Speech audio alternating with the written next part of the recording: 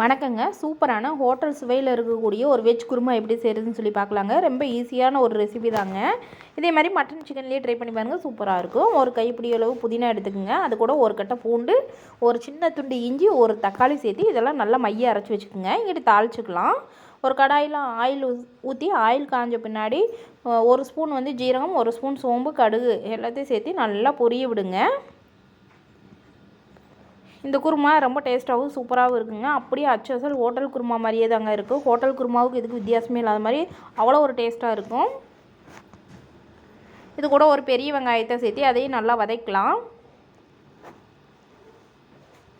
எப்போவுமே குருமாவுக்கு வெங்காயம் ரொம்ப முக்கியம் தானுங்க. அதனால வெங்காயம் கண்டிப்பாக சேர்த்து நல்லா வதக்கலாம்.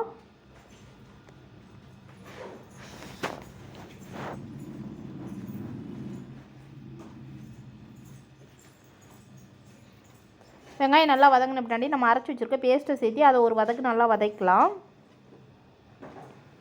இந்த பேஸ்ட்டு வதங்கும் போதே டேஸ்ட் ரொம்ப சூப்பராக இருக்கும். வாசமும் ரொம்ப நல்லாயிருக்கும். நல்லா வதக்கிடுங்க. ஆயில் பிரிகிற அளவு நல்லா வதக்கலாம். பாருங்கள், ஆயில் பிரிஞ்சு வந்துடுச்சு. இந்த ஸ்டேஜில் நம்ம கட் பண்ணி வச்சுருக்கிற காய்களை சேர்த்திக்கலாம். பீர்க்கங்காய், பீன்ஸு, கேரட்டு, நூக்கல் இதெல்லாம் தாங்க நான் சேர்த்திருக்கேன். உங்களுக்கு என்ன காய் தேவைப்படுதோ அதெல்லாம் சேர்த்து நல்லா வதக்கிக்குங்க.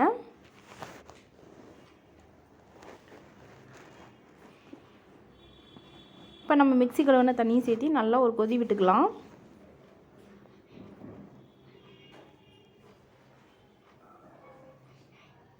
இப்போ நம்ம வீட்டிலேயே அரைச்சி வச்சுருக்க மட்டன் மசாலாவை சேர்த்து நல்லா ஒரு கொதி விட்டுக்கலாம். மட்டன் மசாலா இல்லாதவங்க ஒரு ஸ்பூன் வந்து மல்லித்தூள், ஒரு அரை ஸ்பூன் கரம் மசாலா, அரை ஸ்பூன் மிளகாய்த்தூள், ஒரு சிட்டி வந்து மஞ்சத்தூள் சேர்த்து நல்லா கொதிக்க விட்டுக்குங்க. இப்போ இதெல்லாம் சேர்த்து நல்லா வதக்கலாம்.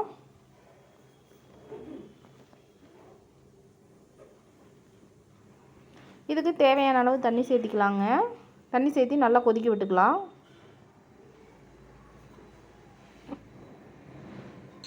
இதே மாதிரி நம்ம என்ன காய் வேணாலும் சேர்த்திக்கலாங்க. காலிஃப்ளவர், உருளைக்கிழங்கு எது கிடைச்சாலும் சேர்த்திக்கிங்க. நம்ம அன்றாட உணவில் கண்டிப்பாக கருவேப்பிலை எவ்வளோ முக்கியமோ அந்த மாதிரி காய்கறி ரொம்ப முக்கியங்க. இப்போ தேவையான அளவு உப்பு சேர்த்திக்கலாம். உப்பு சேர்த்திட்டு நல்லா வதக்கலாம். இப்போ இது கூடயே ஒரு ஒரு ஒரு அரை மூடி தேங்காயும் அரைச்சும் சேர்த்திக்கலாங்க.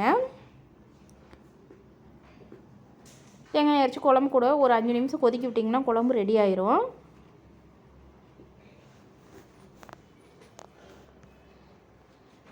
தேங்காயை நல்லா நைஸாக அரைச்சிக்குங்க.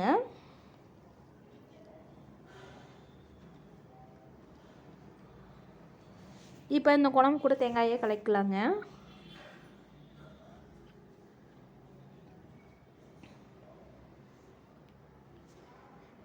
இந்த ஸ்டேஜில் ஒரு டைம் உப்பு காரம் நீங்கள் பார்த்துக்குங்க. ஒரு வேளை உங்களுக்கு காரம் பத்தலைன்னா நீங்கள் சேர்த்திக்குங்க. மிளகாத்தூள் கொஞ்சம் சேர்த்திக்குங்க. 2 பச்சை மிளகா கூட சேர்த்திங்க. குழந்தைகளுக்கு சேர்த்துறதுனால நீங்கள் பெப்பர் இருந்தால் சேர்த்திங்க. அதிகமாக வந்து மிளகாய்த்தூள் இதெல்லாம் சேர்த்தாதீங்க, அவங்க சாப்பிட மாட்டாங்க. இப்போ நான் மல்லித்தூள் சேர்த்துறதுக்கு மறந்துட்டேங்க. ஒரு ஸ்பூன் மட்டும் மல்லித்தூள் சேர்த்திக்கலாம்.